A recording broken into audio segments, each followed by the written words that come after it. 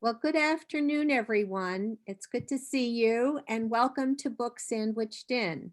It's our third Book Sandwiched In of the season. And today we have Mariann Peros Paone, who is going to be doing a book review of Rising, Dispatches from the New American Shoreline by Elizabeth Rush. Mariann is a first-generation American who moved to Elmira in 1980. She worked in the Human Resources Department at St. Joseph's Hospital. Now retired, she's an avid reader. Rising is a timely meditation on climate change, the American coasts, and the losses all of us, human and non-human, face as the seas rise, excuse me. When Mariann is doing her book review, please be sure that you mute so that we do not have the background noises. And please hold your questions until the end of the talk and then type them into chat. I'll read the questions as they appear in chat in the order that they are entered. So without further delay, Mariann. Good afternoon, everyone. Welcome to Book Sandwiched In. I'm happy to be here. And I'd like to start with Earth Day. Today is Earth Day, and April is National Poetry Month. So I'd like to start by reading a poem titled Earth Says. Of all the planets, I am special. I am the Mother Earth, filled with water, air, and life. Humans, trees, birds, water animals, and wildlife. I spin and turn all year around the orbit to give you all the seasons and climate. You people use my land, air, water, and soil, but keep on filling it with litter and allowing it to spoil. I provide you air, food, and home to live. With greedy lust, you destroy the nature I give and plot your own nature's death. The air you fill with smoke makes my breath choke. You make my heart fill with strife by cutting down the green forests and pushing up the greenhouse gases. What was once a clean sea and pure soil is now all barren, clogged with waste and oil. How long can I stand the trouble? I start to scream and tremble. I give you all I have unto my end, but it's now all in your hands to defend and mend. So as Barbara indicated, I'm going to talk about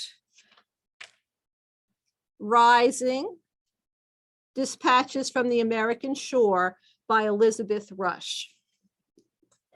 Recently, the National Oceanic and Atmospheric Administration and 6 other federal agencies issued a report stating that along America's coastline, sea levels will rise in the next 30 years by 10 to 12 inches, with major eastern cities hit regularly with costly floods, even on sunny days. The cost will be high, since much of the American economy and 40% of the population are along the coast. I am a first-generation American. My father was Croatian and grew up in a village on the Adriatic Sea. He loved the sea and instilled the love of the ocean in my sister and me. Growing up in Queens, New York, he regularly took us to Coney Island. And when I was a teenager, friends and I would often head to Rockaway or Jones Beach. My husband proposed to me on a sand dune overlooking Delaware Bay. My love of the ocean has deep roots. Being on the shore fills me with joy, peace, and happy memories. But I also saw the destructive power of the ocean after my sister and her husband weathered Hurricane Sandy in their home on Long Island. I listened as they described watching ocean water flood through the park next door to their house and surround their home. Seeing a river of water flowing down their street and into their garage. Trying to bail out the water with buckets so that it wouldn't stream into their home. They felt they were very lucky because the water never entered into their living space, since in the nick of time, the water receded back into the ocean whence it had come. However, the damage was done. One of their cars was totaled and they were without heat and electricity for 5 days. But other neighbors were not so lucky. Many of their homes were heavily damaged. My sister said the worst part of the experience was the fear that they and their house would be swept away. The force of the water was that strong. It was their story and the many stories and photos of the devastation wreaked by that hurricane that made sea level rise real for me and led me to read Rising, Dispatches from the New American Shore by Elizabeth Rush. The book opened my eyes to the present and future impacts of sea level rise on coastlines, our citizens, and our future. In 2012, journalist Elizabeth Rush was on assignment in Bangladesh, researching a story on the world's largest border fence between India and Bangladesh, when she inadvertently became interested in sea level rise. While in Bangladesh, she spoke with many residents in the villages along the border fence and realized that the fence seemed a technicality when compared to the larger issues of sea level rise and water sharing. By 2015, she'd become obsessed with rising seas, particularly along the American coastlines. After immersing herself in the subject, Rush wrote her book. A 2019 finalist for the Pulitzer Prize in General Nonfiction, winner of the National Outdoor Book Award, and a Chicago Tribune top 10 book of 2018. The New York Times called the book a powerful elegy for our disappearing coast that captures nature with precise words that almost amount to poetry. The great benefit of Rush's work is in bringing climate change to our back door. She does not travel to Greenland to witness the collapse of massive glaciers or to northern Alaska to examine melting permafrost. Instead, she spends time on the ground in Staten Island, Florida, and Louisiana. Her narrative argument is clear but powerful. Climate change and sea level rise are omnipresent, unavoidable, and right here. The central focus of Rising is not based on the science behind climate change and sea level rise, though that science is present in the book, but rather Rush takes readers on a graphic tour of coastal communities in the United States that are already grappling with the devastating effects of climate change and sea level rise. From Maine to Miami, the Gulf Coast to the Bay Area, she documents the story of changing coastlines and what that means for the vulnerable residents who live within these rapidly evolving environments. She utilizes creative nonfiction as her storytelling method. She inserts herself bravely and honestly into her narrative. The dispatches of the subtitle come straight from the people on the front lines of these drowning communities.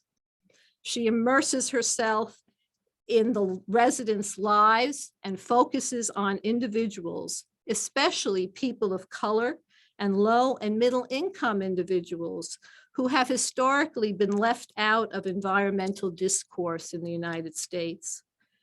These vulnerable citizens often do not have the financial or physical means to leave as the flooding has gotten worse, and they are made even more vulnerable by decades of neglect from city, state, and federal governments.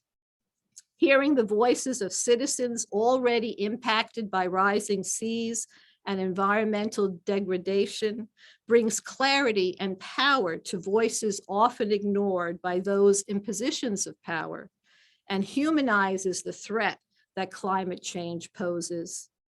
By listening to their stories, we begin to see the interconnectedness between the social constructs we have created and continue to create and the environment in which we live.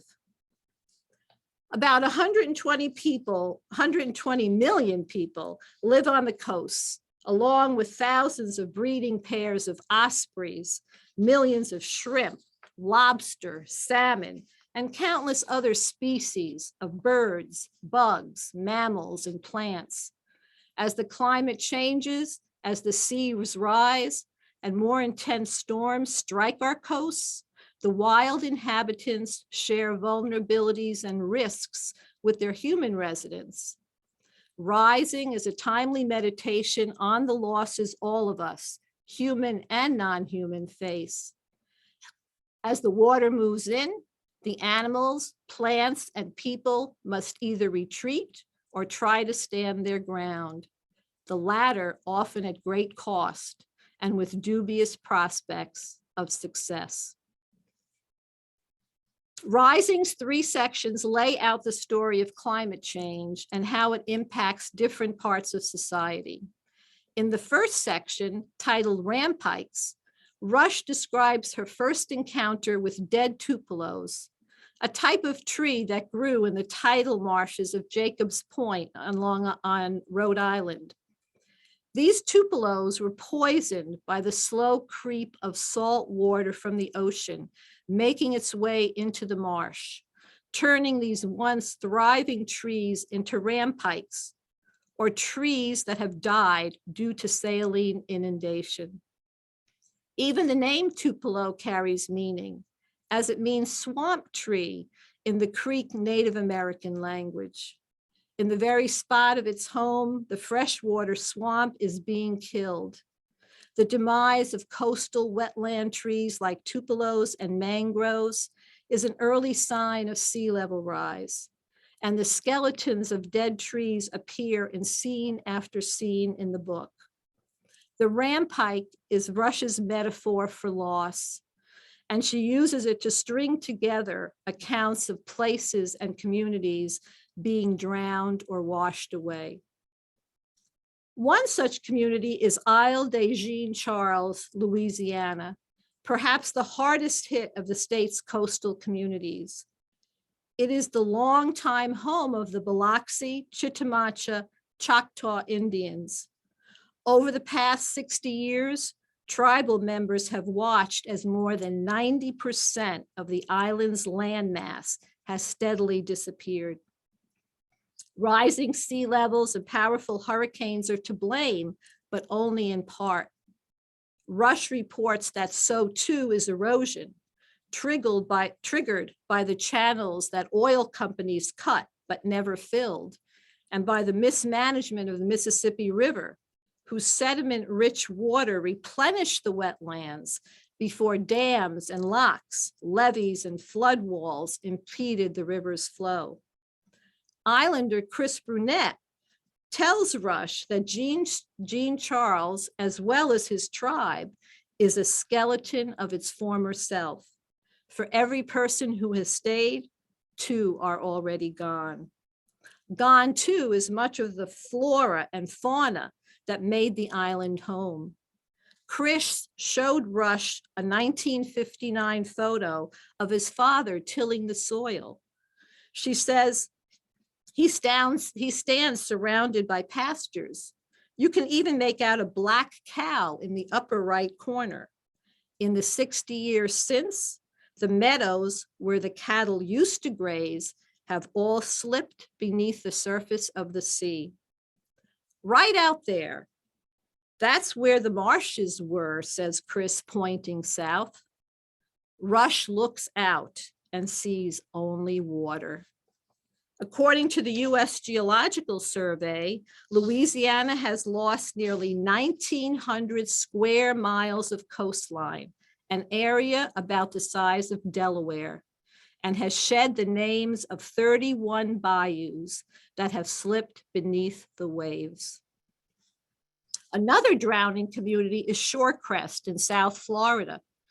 Rush states, "It isn't raining when I arrive in Shorecrest, a low to middle income neighborhood a couple miles from downtown Miami, and there isn't a storm offshore. The day is as clear and as blue as the filigree on a porcelain plate. But the streets are full of water. I watch as a woman wades ankle deep. She has gathered her long russet-colored skirt in her right hand, and in her left hand, she holds a pair of sandals.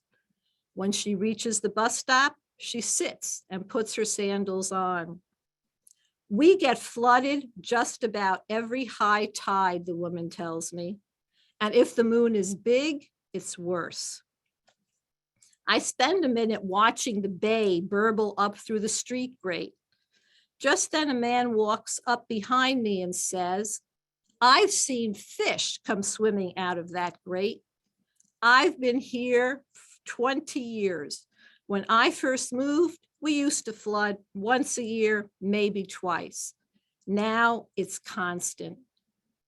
He points to his house and his yard, which are catty corner from the drain, and says, "I used to have a nice garden here, and now you see how it is?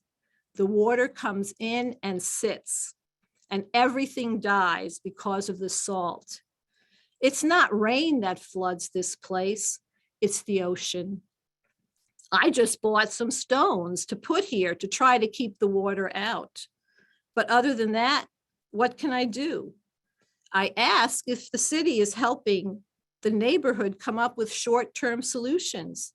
He gets upset. "I think they need to raise the street. They need to install pumps. But those kinds of things only happen on the beach.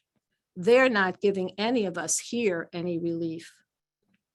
In 1850, the Swampland Act was passed by Congress, granting states the right to sell federal wetlands to individuals, and a speculative frenzy began reshaping both tidal and fresh wetlands, resulting in a profound transformation of the new state of Florida, where 22 million acres of marsh, or 59% of the state's total mass, were handed over to developers.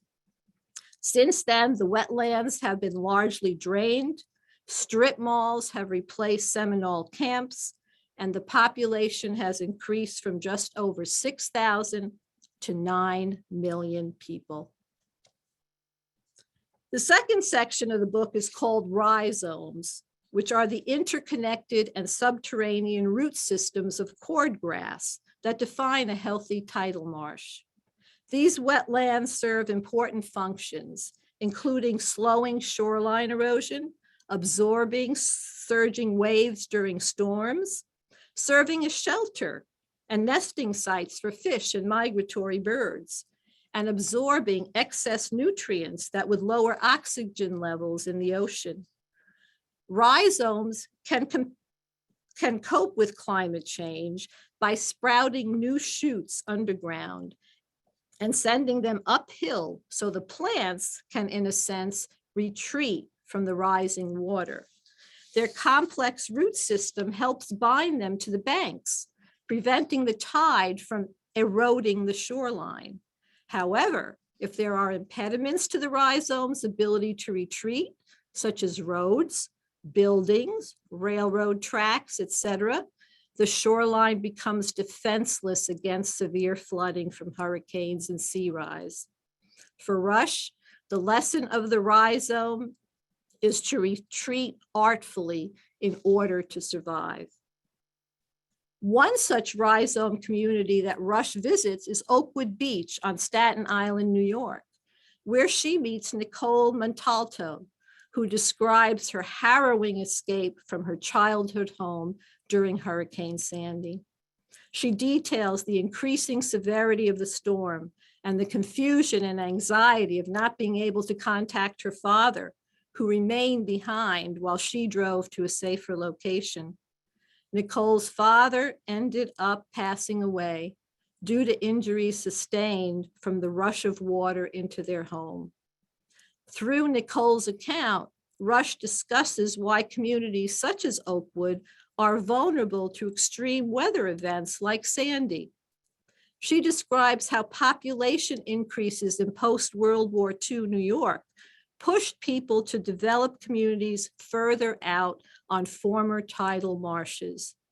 While this afforded them the ability to own their own property, the location of their land meant they would be more vulnerable to the signs of climate change, as explained to Rush by Alan Benimoff, a geologist. Benimoff presents Rush with a layered map of Staten Island. This is the turn of the century, he says. You can see the area was mostly marsh, with a few buildings. As the century progresses, the number of buildings increase, even in the areas that previously weren't considered land. Marshes and wetlands act as giant sponges, absorbing storm surges. When they're paved over, that water still has to go somewhere, crashing into everything in its path.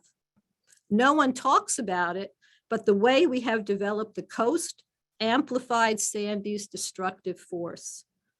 I've plotted every single Sandy-related death. The important thing to realize is this: over half the people who died in the storm were standing atop land that was once a tidal marsh. If you ask me, he says, none of those homes should have been built in the first place. As New York's population has expanded during its history, 90% of the city's salt marshes were backfilled and hardscaped. Frank Mazinski of the Staten Island Alliance told Rush, before Sandy, which was the 500-year storm, there was Irene, which was a 200-year storm. The year before that, we had a 300-year blizzard. In less than 3 years, we got over 1,000 years of wild weather. So after a decade of increased severe storms and flooding events, and the final devastation of Hurricane Sandy, and despite their love for the place that had long defined them, residents of 9 local Staten Island communities, including the tight-knit seaside community of Oakwood, where the storm surge topped out at a record-breaking 14 feet, the residents of this forgotten borough, who had regularly found themselves at the bottom of the city's to-do list, decided to use post-Hurricane Sandy recovery money to disband, give up their properties, and move away from the water's edge. However, one of the residents' biggest concerns was the land was going to be redeveloped. It was a lower middle-class community, and if their homes were going to be knocked down so some developer could build a mansion or a luxury condo, they were not leaving. Fortunately, the buyout mandated that the land be returned to open space in perpetuity. And it was this, more than anything else, that convinced holdouts to participate. Over $100 million were allocated to purchase and demolish the community of Oakwood. Where Oakwood's houses once stood, the land is reverting to a coastal wetland that will help buffer other parts of New York against flooding.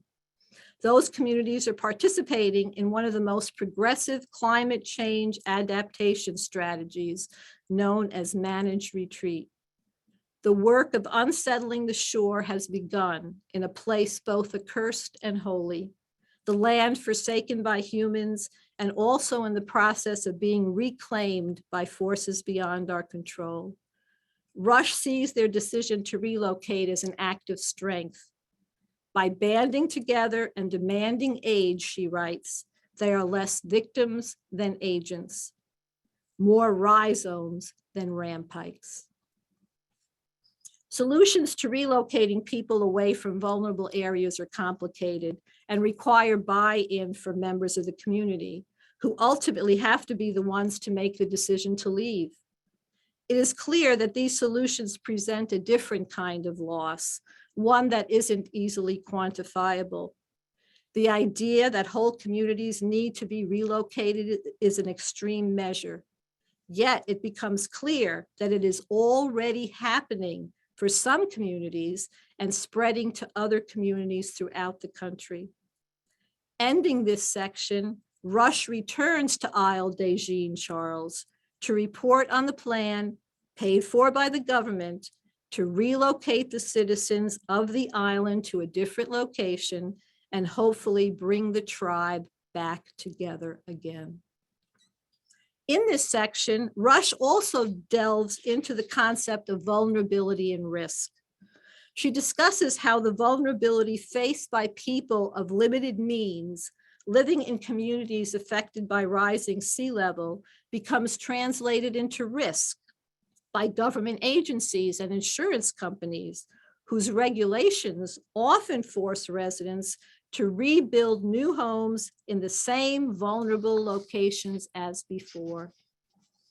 Rush also discusses the sexual harassment she experienced from one of her sources, framed as part of a larger consideration of vulnerability.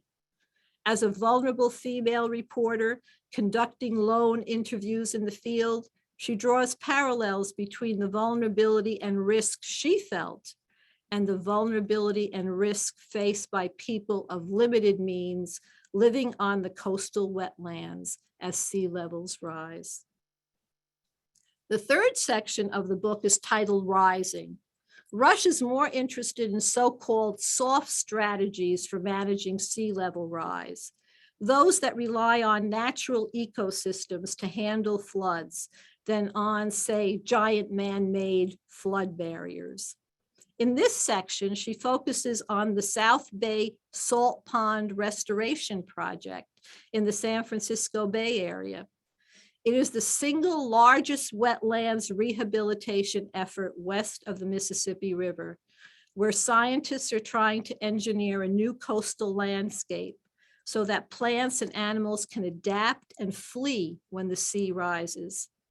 It highlights the destruction that was caused by human engineering and the even greater feat of engineering needed to undo all of that original engineering. She also describes how organized retreat is one of the few adaptive strategies that acknowledges the scale of the threat of sea level rise. Her description of organized retreat involves having government pay for communities to move en masse away from climate-sensitive regions and stay together as a community in a new location.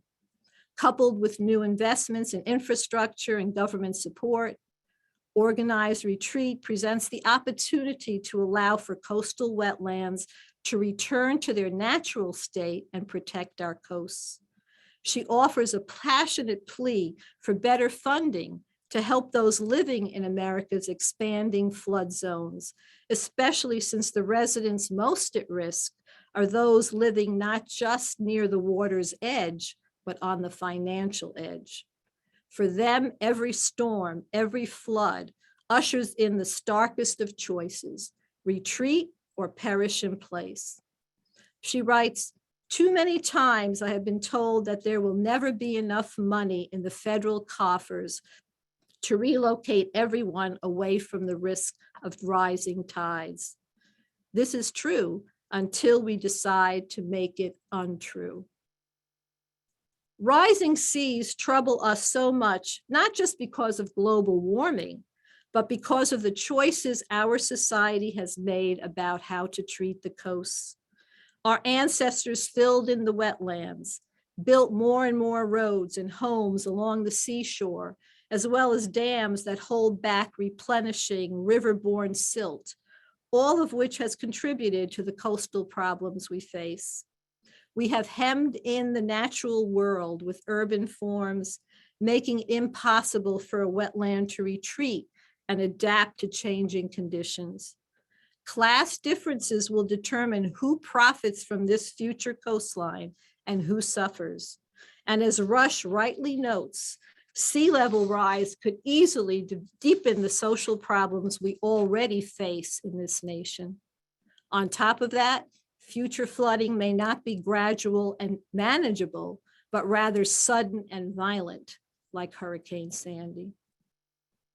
Focusing on the immediacy of loss and survival along the American coast, Rush invites readers who might otherwise avoid the big politically charged subject of global warming to consider where we are now and who we might become as the rising tides dismantle and remake our seaward edges. Rush's hope is that if we can learn to care about nature and one another, we might have a chance at building a more just and equitable earth for all living things. With her keen eye for detail and prose verging on poetry, Rising is a very readable and powerful meditation for those who mourn the changing climate and coasts and who grieve for the doomed or already lost. It is not an uplifting read, but I believe it is an important one. We all know climate change and sea level rise are heavy topics.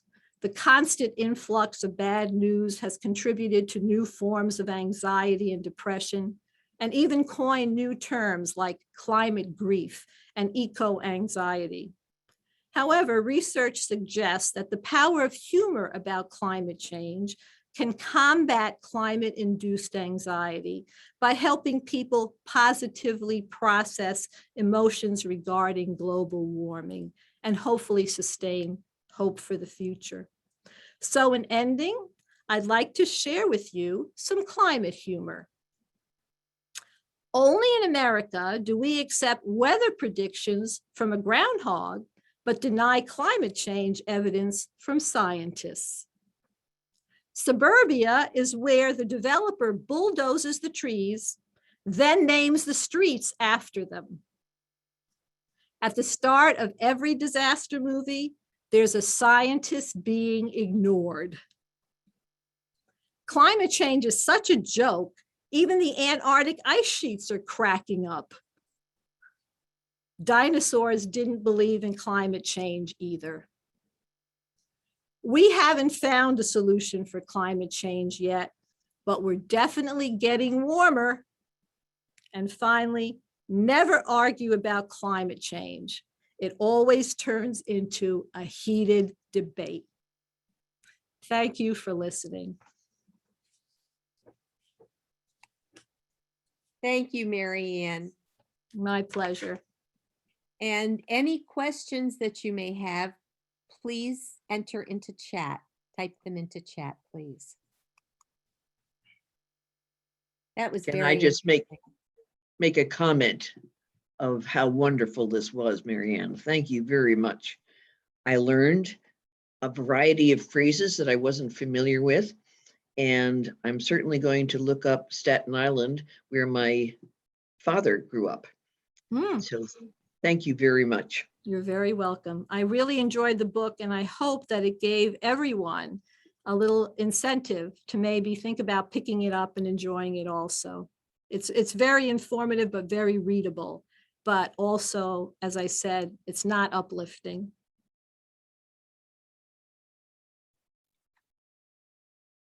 Any other comments or questions?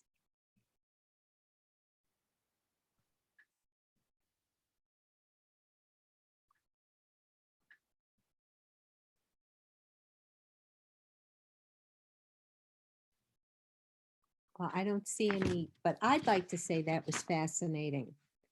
You know, I watch the news and I try to read the papers and be somewhat literate about climate change. And yet every time there's a natural disaster, it's like, oh my gosh, you know, it's unexpected by me. And it's terrifying in some cases. So it's very interesting to sort of hear the history and some proposals for ways of dealing with some of what's happening in Well, and I climate. think what I found most absorbing in the book was the stories of the people who are suffering through these flooding events that live on the coastline, and how their lives have been so negatively impacted by what is happening globally. It's not just our country. She focuses on the United States, but it's you know, it's throughout the world. And countries that are you know, much poorer than us here in the United States. And you can see from what I commented on, we will never be able to afford to move everyone from the shores. I mean, it's just not going to happen. And many people will not want to be relocated. I mean, you see it all the time, floods along the coastline, and you know, people want to live on the ocean, and so they rebuild again in the hopes that, you know, this time they'll be up on stilts and the water won't come up as high. But we don't know what the future is going to bring, and the cost, both monetarily as well as emotionally, for people in our coasts and throughout our country, is a little frightening to contemplate. Yes.